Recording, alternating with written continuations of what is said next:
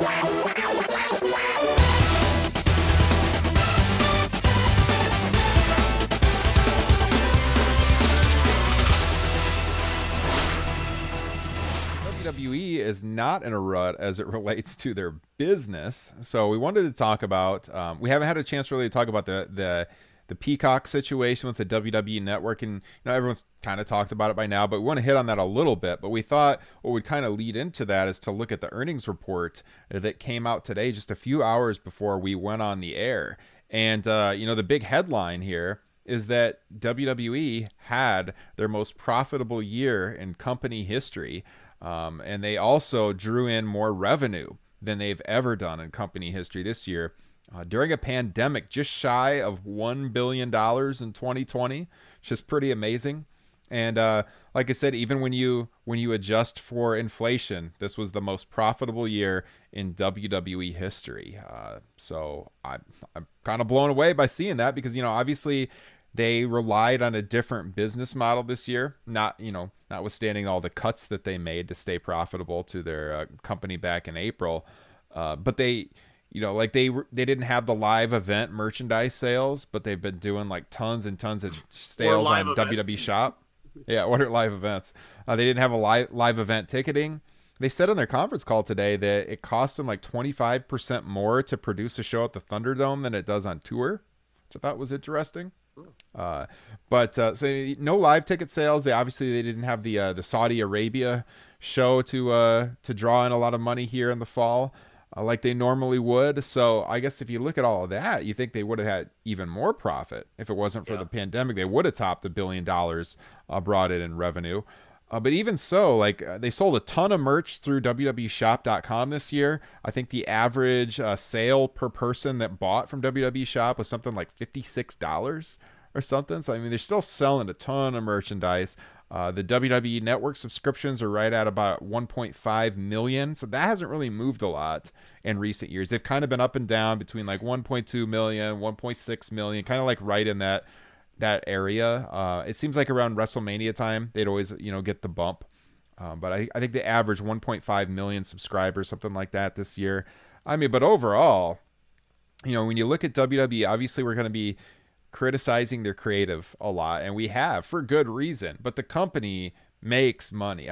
This company is printing money year after year after year. So if you want the company to change, the business side of it, they don't have any reason to change. Just look at what's going down. They were asked about the television ratings dropping, and they said on the conference call that they don't actually. Yeah, they don't believe that their audience is shrinking. It's just changing. So they have more people viewing through social media channels versus viewing it on linear television. I'll say, you're not using. I was gonna say you need to use Nick Khan's terminology of linear eyeballs. Yeah, linear eyeballs is what he said. So. Make of that what you will, but there's you can't spin any other way other than it was a massively successful year for the company. To have record profits during a pandemic is pretty amazing. And television rights fees is the the big thing that boosted their income as well. Yeah, go ahead, Kyle.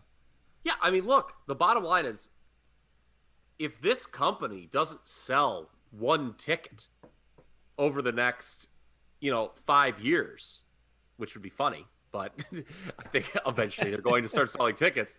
They're going to make billions of dollars. You really can't evaluate WWE according to the same metrics that we've basically evaluated every other professional wrestling company throughout history, because they have just so much guaranteed money coming in that, it doesn't matter the angle. I'm sure NBC Universal and Fox, they don't want to see something totally stupid, but they're giving him this money just assuming, it's going to be a typical WWE angle, whatever that is. Just keep doing what you're doing. And now you can add a $3 billion deal with Peacock. And to me, the WWE, it's becoming more and more, and we'll get into this in the big time discussion, like a daytime soap, where it's just kind of content and it doesn't really change over the long term, but their goal right now is just content. You just put out as much content as possible. If you're Peacock, obviously you want to inflate your own subscriptions. So here you're migrating these 1.5 million folks over to your platform. It's a win there. For WWE, they're going to, say, I'm sure there's, any just reasonable promotion, some new people will check this out. I don't know how many, but some new people will check out WrestleMania. So they're going to turn around and say, most watched WrestleMania of all time. Mm-hmm. So again, it's that win-win we talked about. Obviously, it's a much grander scale than AEW and New Japan, but it makes sense. But yeah, you can't fault their business. And I think the interesting thing is because people are going to now, what if these TV things, because everyone's always, these TV stations, they can't keep giving them money. The viewership's dropping. Have you seen this product? And yet they keep getting more and more money up front. I think the next logical step is NBC Universal going to buy the company outright? Meltzer made a pretty good case for that in last week's Observer. And Vince is old, and I think he's going to be 81 when the TV deals are up, he said. And I mean, Triple H and Stephanie, eventually, they're going to be old too. I can just see that being the end game here, that eventually, Fox right now is obviously in play and has SmackDown, but, I could see NBC. It's not worth paying all these rights fees and not owning the company if you're NBC Universal. It's going to get to that point. Yeah. It'll be interesting to see what happens when that SmackDown contract comes up for sure. Yeah, it's regardless of what you say about WWE, and we criticize them from a creative standpoint, rightfully so, but you can't criticize their business model. They're making tons of money. I think they're just viewed as kind of this legacy property by the television industry, obviously. Like, they have these die-hard fans, this like hardcore base that are always going to keep tuning in, like we see, that are going to keep spending money on the product. And, it's just one of those things that they bring, even if they're less, like reliable ratings. Like they're even, look at SmackDown's ratings in the overall viewership, they're almost dead last on network Friday nights, almost always like dead last. But in the 18 to 49 demo, they're always like in the top 3. And that's what advertisers care about. That's how you're making your money. So, they're doing well from that standpoint. So, yeah, I think the Peacock deal for the WWE Network, the $1 billion deal that they made, what was it, last week? If you're a wrestling fan, I don't know how you couldn't be excited about this, because, for the same money that you're paying now to get the network, you're going to get all the NBC content on Peacock as well. Plus, from WWE's perspective, you're gonna have all these people that subscribe to Peacock who now have access to the WWE Network, and there's your gateway, right? If you get Peacock already, you're saving money. Justin, does your cable company pay for Peacock for you? I know there's some cable companies that it's included with the plan. Nope, we do YouTube TV for our cable, but I got Peacock to watch the Premier League. Oh yeah. In fact, I just watched Tottenham lose to Chelsea, 1-0. I had to text my cousin and say, I apologize for any part I played in making you Tottenham fans. Well, hey, so for you though, like, you were going to get that anyway, so you're saving money now. Yeah, I'll be saving $10 a month. Yeah. I believe it's 1-0 is what they like to say over there. Yeah, it's just a great deal for WWE, because you're going to get the curiosity factor of some lapsed fans who aren't paying for the network, but it's there now within the Peacock app. And some night they might decide, hey, let me click on that and see what's there. Curiosity factor draws them in, on like one of the old documentaries, like the Yokozuna documentary that just debuted, which is excellent, by the way. If you guys haven't watched that, check that out. But there's like great archival content. Maybe they want to relive something from their childhood. Maybe they want to go back and watch a classic WrestleMania, or maybe they're curious and they watch the current product. The customer base now for the network is going to be so much bigger than it was when they were running it as their own standalone platform. And then lastly, I think the big thing here, and I'll make a prediction for you, is that I think maybe a spoiler.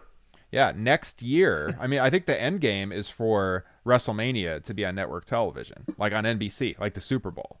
And I could see that happening next year.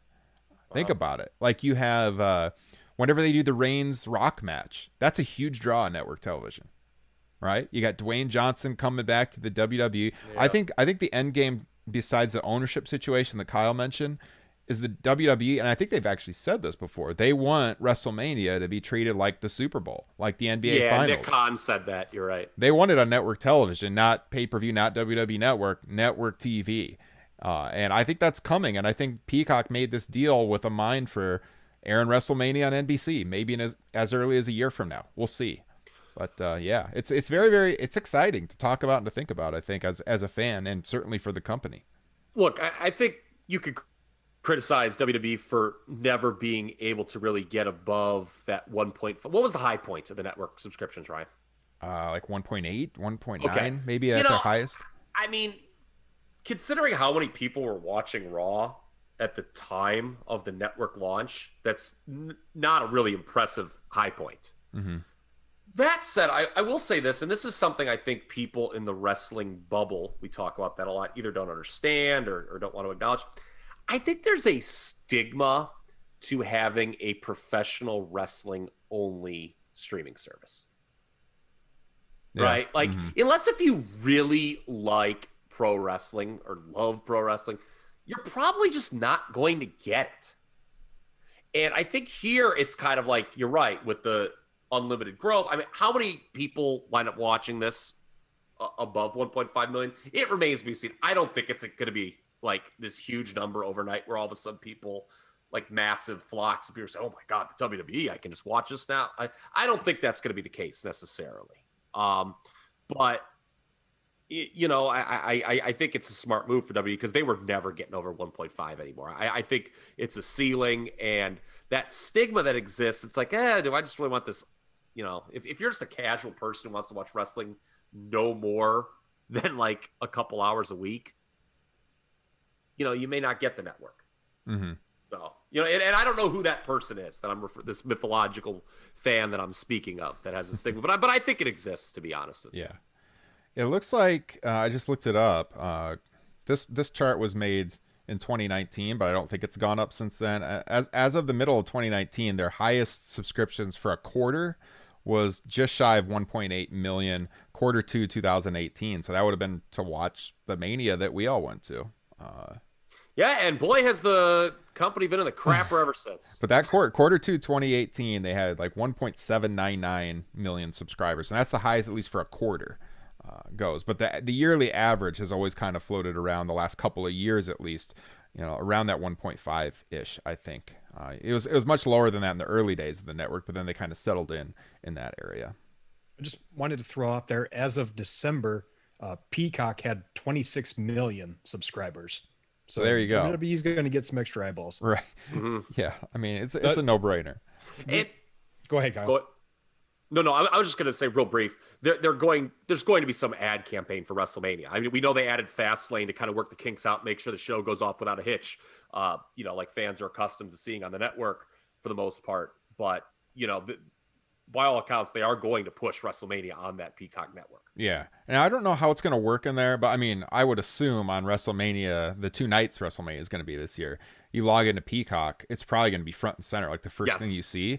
And there are a lot of people that aren't really wrestling fans that will watch WrestleMania. I mean, I don't know about you guys, but back when WrestleMania was on pay-per-view, I would invite people over to my place to watch it who weren't fans anymore. But like, if you told them I'm going to watch WrestleMania, they would watch it. I know I have family members who live in areas where WrestleMania happened. Like one of my cousins used to live in New Orleans, and he's like, oh yeah, I went to WrestleMania when it was here, WrestleMania 30. And he's not really a fan, but it's WrestleMania. So he bought a ticket, you know? So if people log into Peacock and they see, oh, WrestleMania's on, they're going to get a lot of curiosity clicks. No doubt about it.